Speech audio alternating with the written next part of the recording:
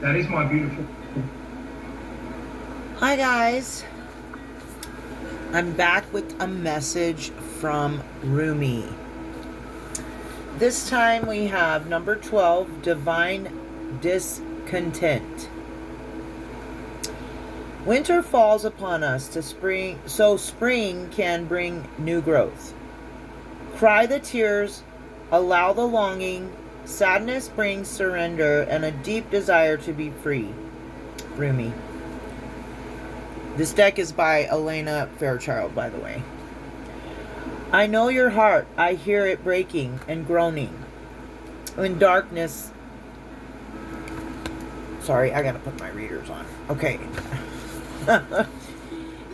In darkest night, when you imagine yourself to be silently cast adrift in sleep, it speaks to me. That sacred heart of yours, whispering its longing and bemoaning its divine discontent. It knows when something is amiss. It senses that something is not quite right as yet. There is a piece of the puzzle missing. Even in its tremendous gratitude for all that is, and there is much gratitude and sweet appreciation in that precious heart of yours, there is a murmuring, a questing. It cries out to heaven, vouchsafe me a blessing. I cannot go on. I am broken and in need of your tenderness for healing. I am empty and in need of filling, not with stuff and bits, but with the most precious nectar of divine fulfillment. Nothing else will satisfy me. Please, please restore me to wholeness. I can hear this missing piece, this broken disarray no longer. I can bear this missing piece, this broken disarray no longer. I listen and I cajole that wise heart of yours. I praise it for its honesty and longing for the longing is an irresistible perfume to the beloved, attracting the only salve that will soothe the divine discontent of your truth-speaking heart, that of divine presence, absolute and unquestionable. I love Rumi. I guess I love poetry too, but I just had to share that. There is a sense within you, perhaps quite obvious to your conscious mind, or perhaps only dimly registered as an unnameable underlying sense of anxiety that something in your life is not quite right. It may be the sense, even amongst so much gratitude, of a yearning yet to be met, a longing yet to be fulfilled and satisfied. This is the pain of the awakening heart. I was just talking to my friend about this. And they know who they are. If they're watching, then they know. And we were talking about this. The pain of awakening. It's real, guys. It's, when truths are, okay, when we become aware of what's really going on around us, when we can no longer dismiss the painful truth sometimes, that is what this is talking about. And if you know, you know. Like, you're appreciative of the knowledge God gives you, that He gives it to all of us, actually. It's just you have to become aware enough to see it, to become disillusioned. Nothing I talk about is special to me. I am not a gatekeeper to God. I hope I never give that impression. But if I have, I apologize. I speak with conviction and just faith and knowing stuff. So if I can see how that might come off as being conceited, maybe. But I see it as confident. And it's not like I think I don't think I'm better than anyone.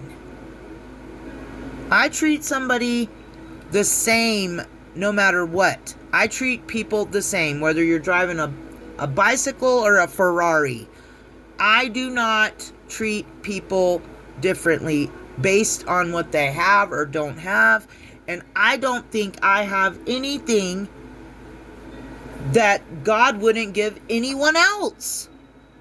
But it's like, do you want it though? You have to show him that you want it and spend time with him. And he'll bless you and he'll give you gifts and he'll make ways for you and where you think all hope is lost. That's his favorite time to come in. You've been strong, but you just, you don't. And then what does he do? He comes in right at the last minute. Excuse me. And says, here you go, my child. What are you worried for? I had you this whole time. Right?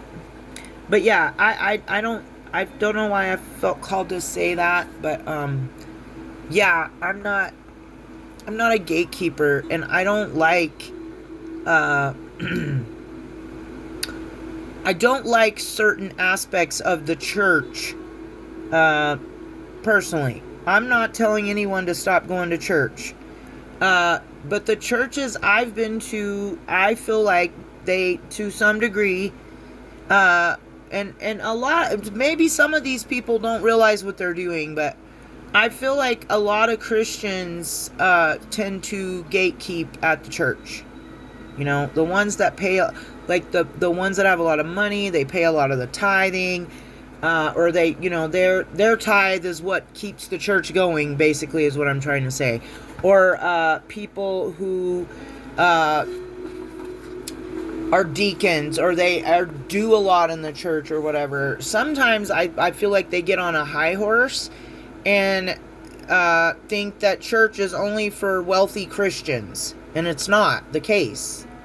God isn't for certain people. And kindness should be shown to everyone. Whether they're sick, whether they're homeless, whether they're, some of the nastiest people I come into contact with out in the real world out here are wealthy people. And I'm not, I know now I'm going to have people coming for me. But you know what? I don't care. Check yourself. Just because you have money doesn't mean you're better than other people. I mean, it does on this earth, but it doesn't spiritually. What your heart looks like is what's going to matter in the end. But I was just I went hiking with my son the other day, and this is we were on a trail here where we live nearby, and these trails are not specifically made for mountain bikes, right? They're made for people running, walking, hiking, and on bicycles, okay? On mountain bikes, whatever you guys call them. But, and we were walking, and these two young, snobby, wealthy children come along and are like, just like we were inconveniencing them by being on the trail. And then informed us that there were two more people coming up behind us. I don't like that. Just because you're wealthy and you have mountain bikes and you do it as a sport and you're doing it as a family and you guys are cool, that doesn't matter. This is a public trail for everyone to enjoy. And just because our style and what we're comfortable with doing is hiking and walking on the trail doesn't mean you're better than us because you're riding it on a bike.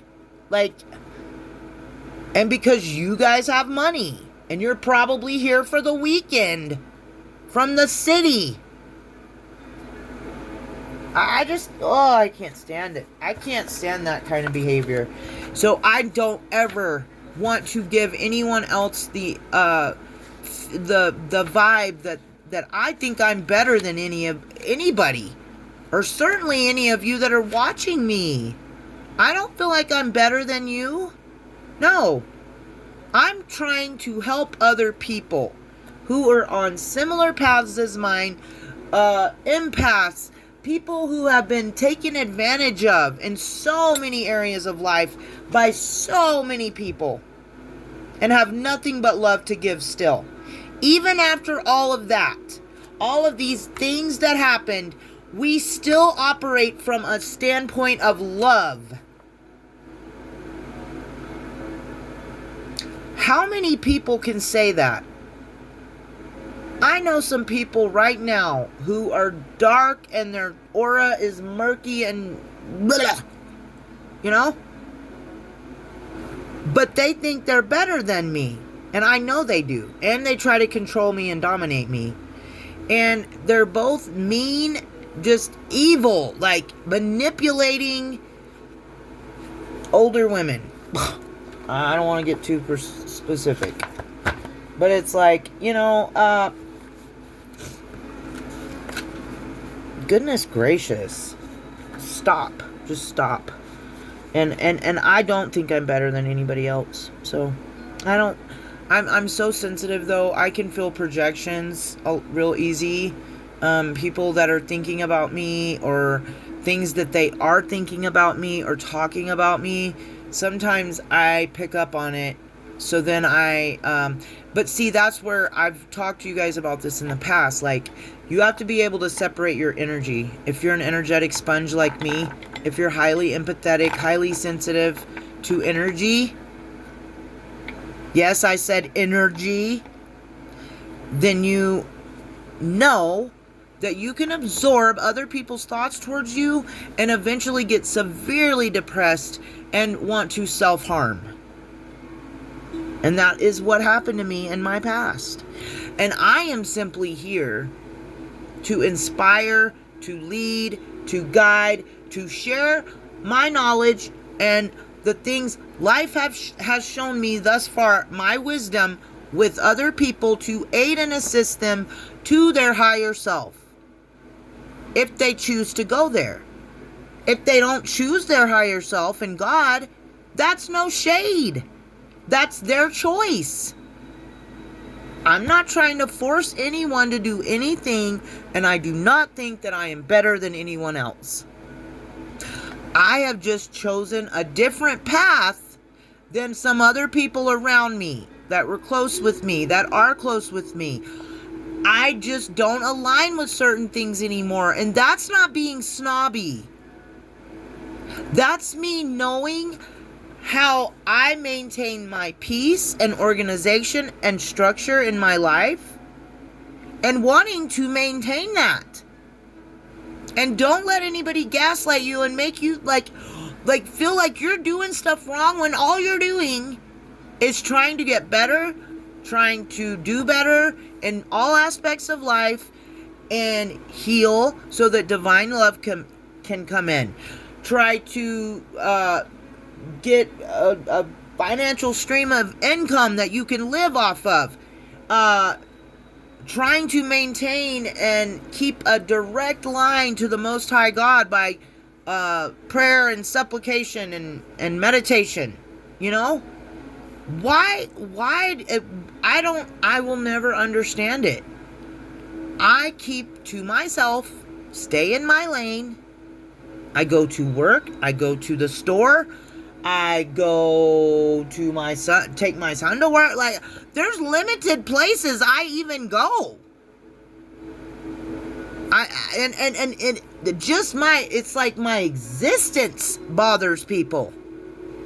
What are you doing over there? I mean, I have some weird neighbors. I'm just going to share this with you guys, because maybe you're experiencing this too. And if you are, I want to help you, because this was something I've been struggling with for the past year. The monitoring spirits and gang stalking that takes place. I do not believe it is an organized physical thing anymore. I truly do not. It isn't any, there's no list of people that do this, okay? I now know and understand that this behavior is spiritual. It's very spiritual. So, people without strong beliefs or roots in a belief, people who are atheists, that kind of thing, those people are I'm just gonna say weakly, spiritually weak, okay? And so entities can possess their vessel, their body, and control them. And these entities can jump in and out of people.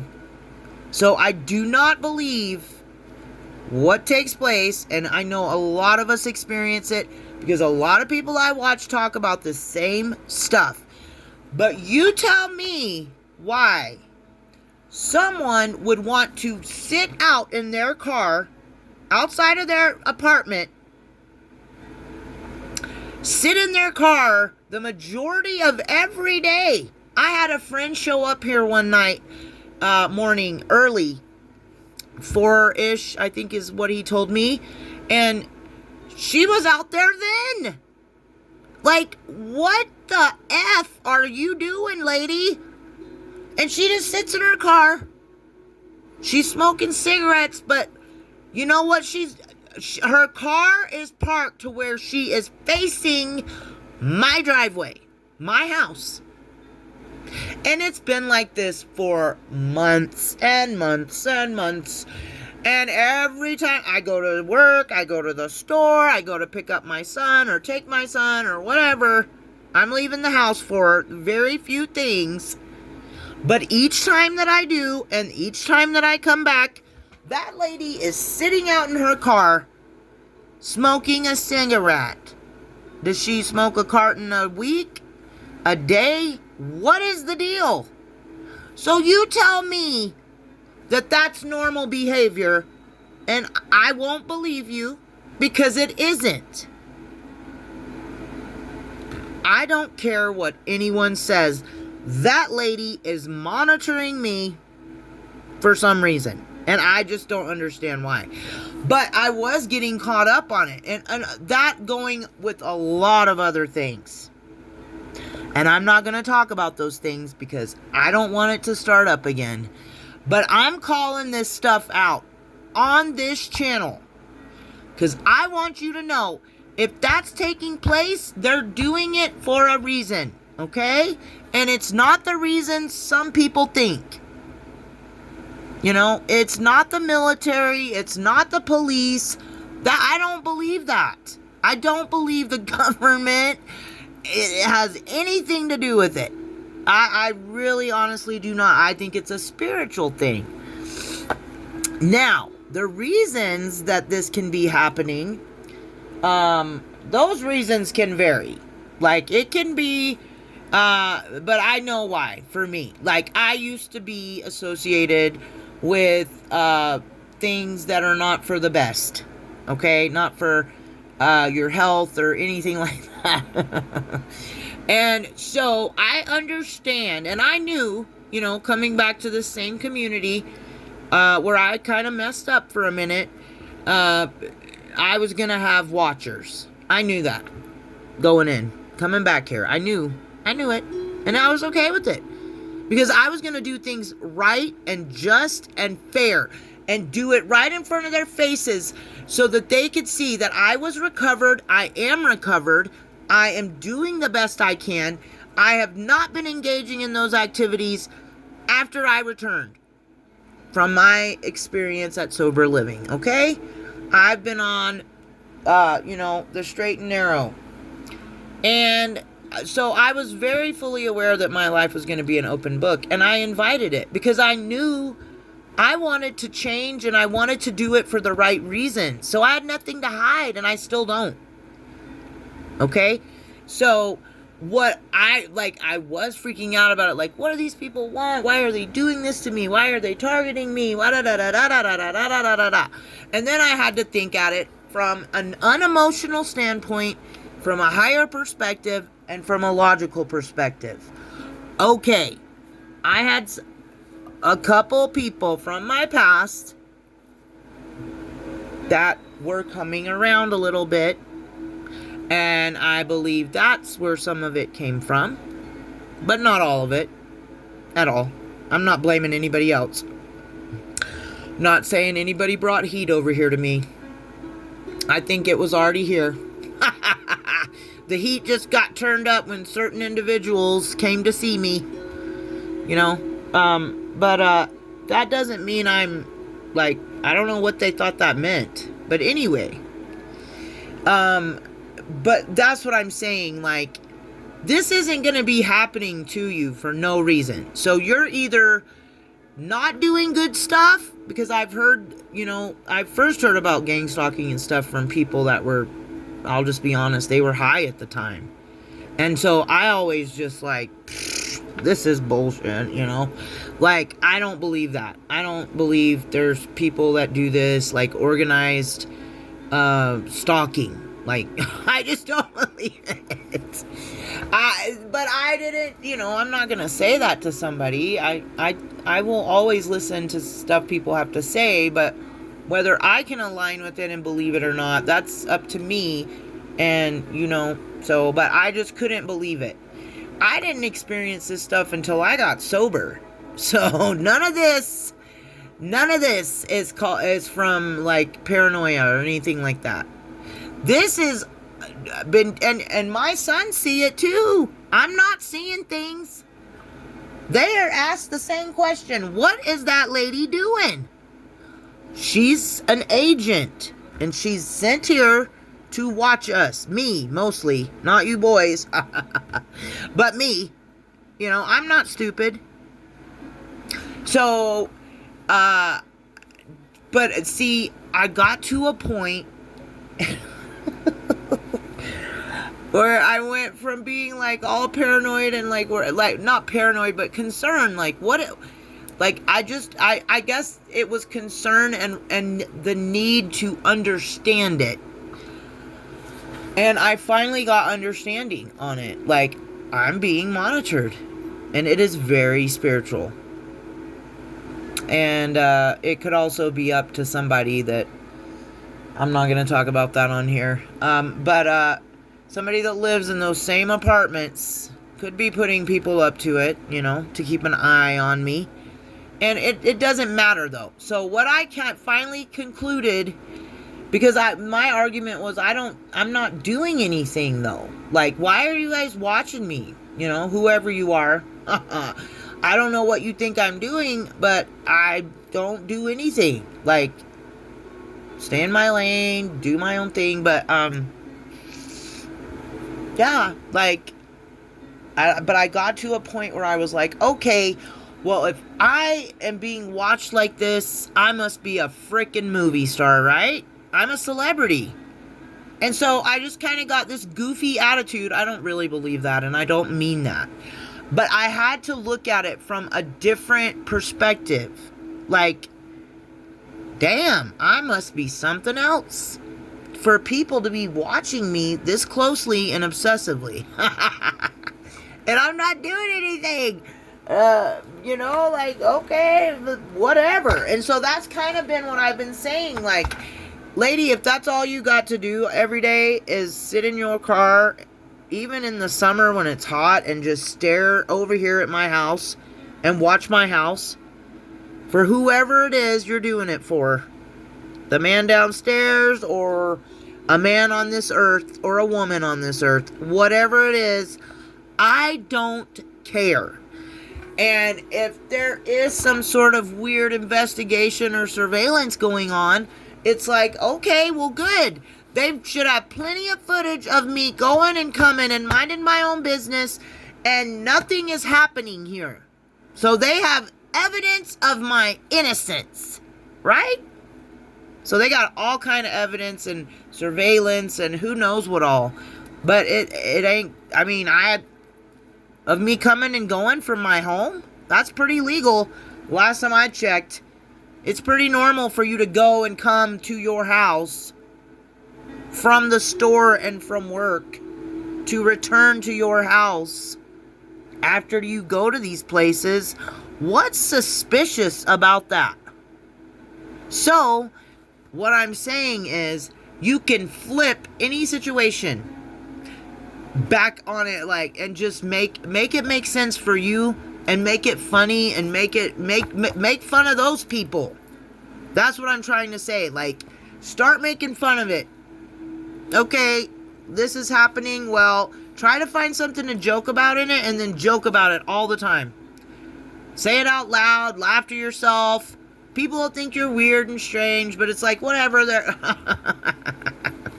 I don't care, you know. But they, see, the only time tactics like that work is if you're allowing what they're trying to do to affect you. Because in these kind of situations, they're wanting you to be afraid. Okay? But then they don't consider the fact that, like, this person's not doing anything to be afraid for. So why would they be afraid? Like, I don't understand their reasoning. Or they're doing it to make you feel like you can't go anywhere. They want you to isolate yourself. Well, I already isolated myself before this started happening. Not because of this shit, but because I don't like most people. Some people have negative energy. I'm an energy sponge, and a lot of people don't have good thoughts about me. So then I absorb that, and then I feel sick and stuff, and I need to get out of their presence. And I know that's strange, and you might not believe that, but it doesn't matter. It's my story. That's who I am. I am so sensitive to energy and thoughts and projections and gossip. Whether I physically hear it or not, I know about it, and sometimes I do catch little tidbits of it. And it doesn't scare me, but it does affect me in a negative way sometimes. So I have to be very careful about who I associate with and allow in my energy. That doesn't make me a snob. That doesn't make me emotionally unstable. That doesn't make me anything but smart. Okay? Because I have to stay balanced myself. How can I stay balanced if I've got people coming in my energy that weren't invited, that I don't really want around me, coming around me, polluting me with their dirty thoughts of me? Why are you around me if you don't like me? If you're jealous, envious, if you think I'm spoiled and I get everything I want and everything always works out for me and I don't have to work for anything, like, no. No. Why would I want to be around that? And furthermore, why do you want to be around me if you secretly despise me, hate me? And that's why it's like, it's not about hate. Haters are not really haters. Because anybody that spends that much time focused on you, I would say it's more like they're obsessed or in love with you somehow, in a weird way. And I'm saying this can come from the same sex, that straight people can be that way with you. They're so obsessed. And it's like, why though? Like, I don't have enough time in my day to spend like, oh my God, I wonder what so-and-so's doing. I wonder what skin they're wearing. I wonder what jewelry they're wearing. I wonder how they're dressed. I wonder how they wore their makeup. I wonder who's in their house. I wonder who they're sleeping with. Come on, get a life. Like, I don't know any other way than to say, like, they don't hate you. They're in love with you. They're obsessed. Like, because that's weird to me. Like, I don't know any other nice way to say it. I have gotten totally off on this little train, but that's what I do, so I'm not gonna apologize. It's just me, and if you like me, you like me. You'll come back. If you don't, you won't. Either way, peace and love and to you, and I wish you the best. All right, that heart is capable of bliss and ecstatic reverence for the sheer beauty and wonder of creation. Yet, as the heart matures, I gotta put my glasses back on. Sorry, guys. Okay, as the heart matures, there will be a process of deep, passionate longing that awakens for the divine. It is the impatience for the caress of the great lover, for the presence of the divine to come to you. Over time, that longing will grow from a mild inner sense of incompleteness, needing to become whole. It will develop into a holy fever, a sacred rage, a stamping of dancing feet, a pounding of fists upon the altar, and a longing so deep and distressing that one may well break into tears at the impossibility of bearing the pain of apparent separation for even a moment longer. Where is my beloved? Cries the awakening heart. I call for my beloved, and yet I am here, still waiting. I can stand this no longer. As devotion grows and passion for the divine intensifies, so too does this yearning, so much so that this may come to feel as though your heart is breaking for the divine. Or perhaps you are not quite there yet. Your heart is attached to smaller gods, such as your status, your job, your lover, your body looking a certain way, or being able to live your life in a particular way. These smaller gods are not necessarily an issue, yet you have drawn this oracle, and so it is guidance for you that the divine wants to draw you closer. Sometimes that means we will have the meager meal, wrested from our hand, so we may feast upon something far more delectable and grand. The divine is fiercely possessive lover. If there is a face of another beloved preventing you from longing for the divine embrace, and if you cannot see that it is the divine beloved within your lover that you are loving, well then, something will be done by heaven. So make your relationships,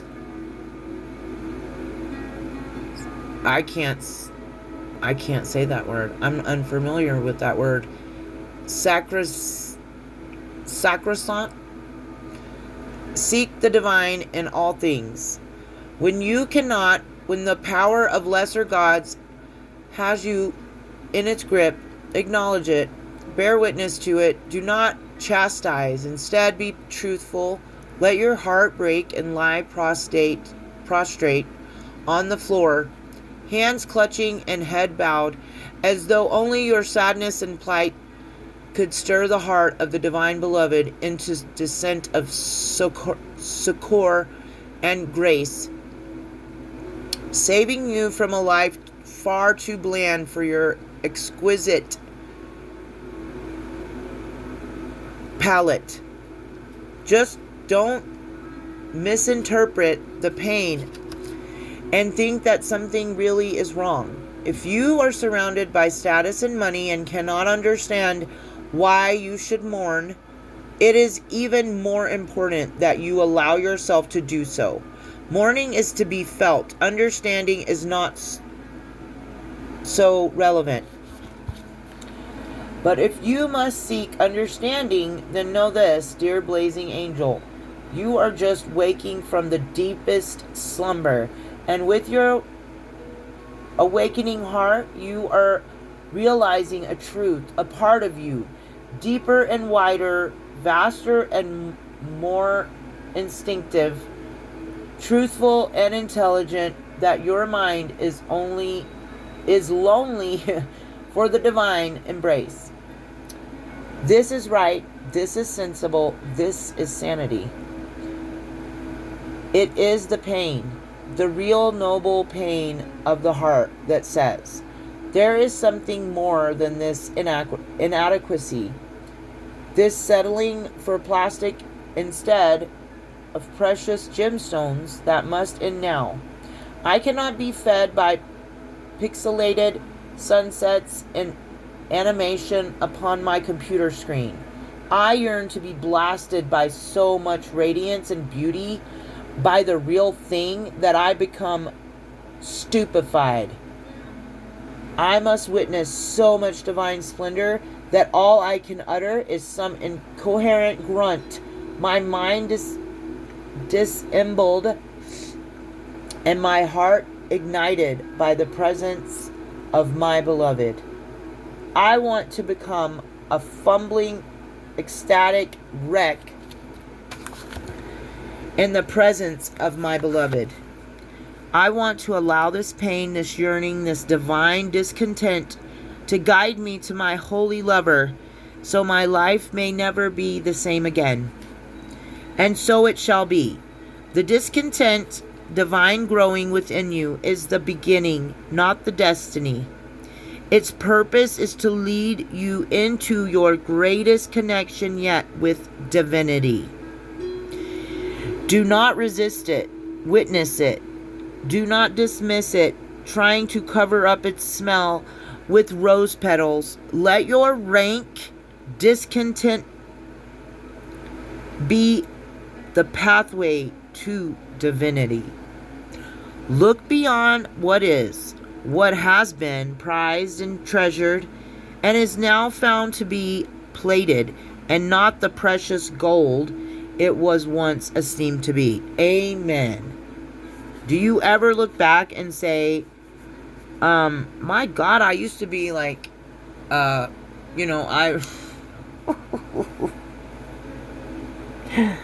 I don't want to give too much away, but, have you ever looked back at an ex-partner, an ex-boyfriend, or, whatever, girlfriend, whatever your deal is, not here to judge, but, and you're just like, what the F was I doing? Like,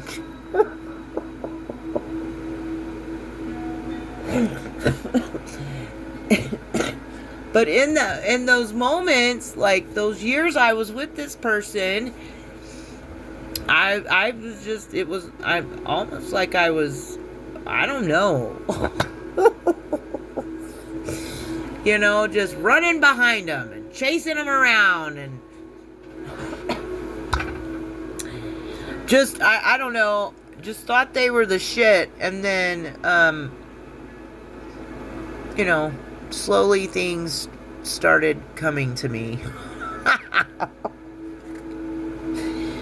And yeah, a friend of mine who knows about psychology, went to college for it, told me the traits of this person, of a narcissist, and it was like an awakening for me. But anyway, that's beside the point. But you look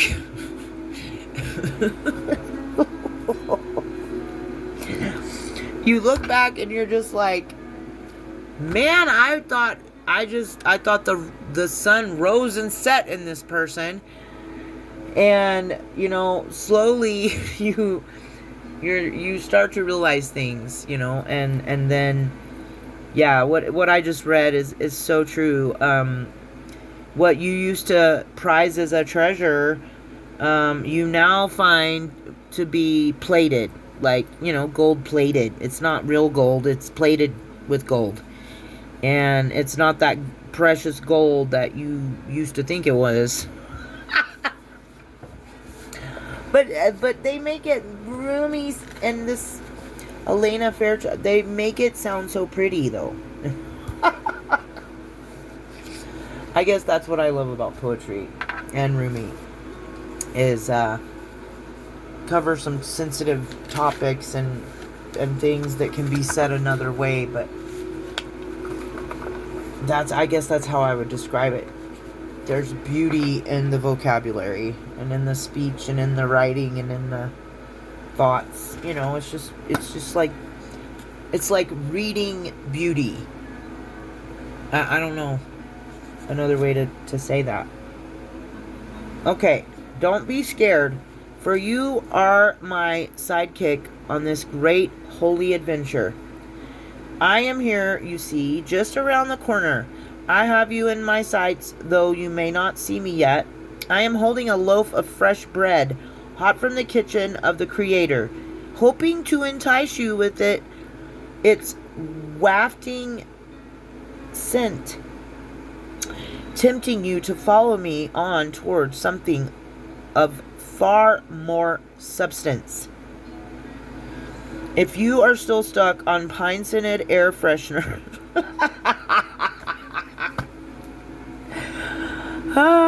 imagining it is anything akin to the wild scent of the pine forest for real, then how can I tempt you? Let the stench be the stench. Then the fragrance of God can be discerned, and together we can leave what is less behind. Once and for all, grabbing like hungry schoolchildren for the divine bread with sweet, fresh scent filling the air. Yeah. That's why I feel such a pull to nature and to getting back to the basics and just a simpler life, a less chaotic lifestyle. And I feel like as we awaken, I don't know if I'm wrong about this, but eventually I need to start engaging you guys so that we can have an exchange. But I would just be curious to know if anybody else feels this pull, like, or is it just me? Like, you know, when I think of peace and what I want to end up with, it's not a fancy house and a fancy car. It's land and like a log cabin, just really simple, basic, and like living off the land and maybe doing a couple of things to make money, but like just slow everything down and make it more peaceful. And I don't know if that's something we crave as we get older, or if it's something that others crave when they awaken. I don't know. Or maybe it's a soul calling. Okay, this is the honoring ritual. You don't have to do this if you don't want to. You can end the video or whatever. Place one hand over your heart and one on your belly. Say the following aloud. Rumi, who loves me unconditionally, guide me now. I acknowledge the gratitude in my heart, genuine and fierce, and I acknowledge the hunger for the divine unfolding in my belly, the urging forward towards some unknown, indescribable, sacred, I don't know. I can't. Guide me to the holy table where the true feast awaits. I am no longer satisfied by stale crumbs or the remnants of another's feast. I want to feast with the Holy One, the Great One, to know directly and for myself that I am divine. With your mercy, grace, and wisdom, guide me there. Dearest brother of my soul, I cast my soul into your care and follow